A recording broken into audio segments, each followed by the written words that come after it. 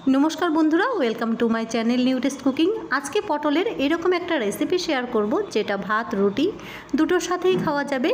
रेसिपिटा देखते जतटा लोभनीय खेतेও किन्तु दुर्दान्त स्वादेर हय। एखन पटलेर सीजन चलछे, पटल किन्तु बाड़ीते थाकेई।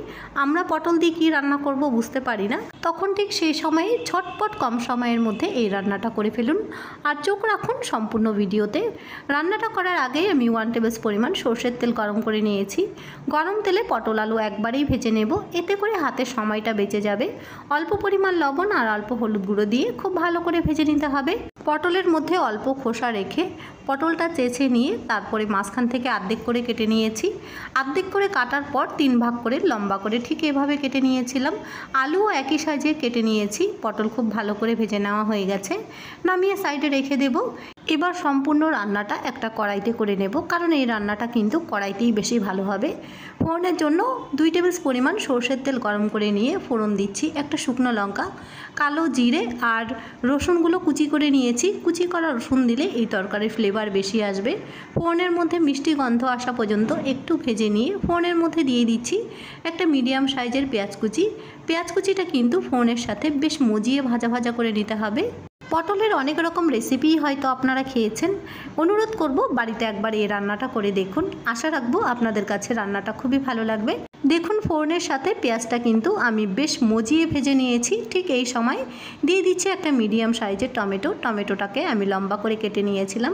ফোড়নের সাথে একটু নেড়ে চেড়ে যেই পটল আলুটা আমি প্রথমেই ভেজে নিয়েছিলাম সেই আলু পটল এখন দিয়ে নেব। দিয়ে নেওয়ার পর 2-3 মিনিট ফোড়নের সাথে বেশ ভালো করে কষিয়ে নিতে হবে। কষিয়ে নেওয়ার সময় রেসিপির স্বাদ মতো লবণ এখন আমি একবারেই দিয়ে নেব। 1/2 টিস্পুন পরিমাণ দিয়ে দিচ্ছি হলুদ গুঁড়ো আর কালারের জন্য 1/2 চামচ পরিমাণ কাশ্মীরি লাল লঙ্কার গুঁড়ো অ্যাড করে নিচ্ছি। তবে কাশ্মীরি লাল লঙ্কার গুঁড়োটা কিন্তু আজকের তরকারিতে সম্পূর্ণ অপশনাল, চাইলে আপনারা নাও দিতে পারেন। আমি একজন কন্টেন্ট ক্রিয়েটার, আমি চাইবো আমার থাম্বনেলটা খুব সুন্দর আসুক, সেই জন্যই আমি দিচ্ছি। আর এদিকে দেখুন ভাজতে ভাজতে আলুগুলো কিন্তু খুব সুন্দরভাবে সেদ্ধ হয়ে গেছে। দুটো আলু কেটে আপনাদেরকে দেখিয়ে দিচ্ছি। পটল আলু ভালো করে কষিয়ে নেওয়ার পর গ্রেভির জন্য আমি 1/2 গ্লাস পরিমাণ জল দিয়ে দেব। বেশি ঝোল কিন্তু এই তরকারিতে দেওয়া যাবে না, কারণ একটা গা মাখা ঝোল হলেই এই রেসিপিটা খেতে বেশি ভালো লাগবে।